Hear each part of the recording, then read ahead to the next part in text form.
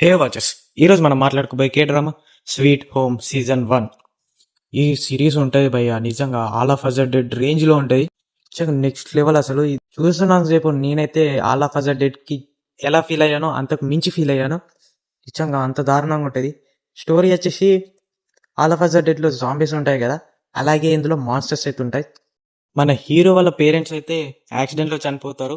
దాంతో మన హీరో ఎక్కడికి వెళ్ళాలో తెలియక ఒక అపార్ట్మెంట్కి అయితే వస్తాడు. అప్పుడే ఒక వైరస్ అయితే స్ప్రెడ్ అవుతూ ఉంటుంది. అదైతే గాలి ద్వారా వస్తుంది. అది ఎలా అంటే అది పీల్చుకున్న వాళ్ళు అంటే ప్రతి ఒక్కరు అవ్వరు, ర్యాండంగా.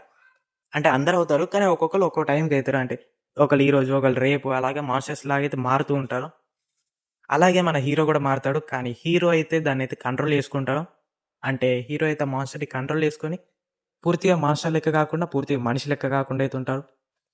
నిజంగా చాలా బాగుంటుంది. అండ్ ఒక్కొక్కరు మాన్స్టర్స్ లెక్క అవుతారు, వాళ్ళతో ఫైటింగ్, ఆ సర్వైవల్ మొత్తం ఒక బిల్డింగ్లో జరుగుద్ది. అది అపార్ట్మెంట్లో. అక్కడ ఎలా తప్పించుకున్నారో, ఎలా కష్టపడి ఎలా బయటకు వెళ్ళారో అనేది ఉంటుంది. ఇదైతే ఇక్కడితో ఉండదు, ఇంకా 2 సీజన్స్ ఉంటాయి. అవైతే నాకు అంత అనిపించలేదు. సీజన్ 1 నాకైతే బెస్ట్. మీరు కూడా సీజన్ 1 ఒకటి చూస్తే సరిపోతుంది. అది ఎందుకంటున్నానంటే దాని గురించి మనం నెక్స్ట్ ఎపిసోడ్లో మాట్లాడుకుందాం, నెక్స్ట్ సీజన్ గురించి మాట్లాడేటప్పుడు. సో ఈ సిరీస్ అయితే నిజంగా నెక్స్ట్ లెవెల్లో ఉంటుంది. ఇదైతే నెట్ఫ్లిక్స్లో అయితే అవైలబుల్గా ఉంది ఇంగ్లీష్లో. మొత్తం ఒక 8 ఎపిసోడ్స్ అనుకుంటా. 8 ఎపిసోడ్స్ అయితే ఉంటాయి. చాలా బాగుంటుంది, అసలు బోర్ కొట్టేది సీజన్ 1 అయితే. ఇంకా సీజన్ 2 గురించి అయితే తర్వాత మాట్లాడుకుందాం. సీజన్ 3 అయితే అసలు దారుణం అది. సో నెక్స్ట్ ఎపిసోడ్లో వెళ్దాం. See you then, signing off, bye by.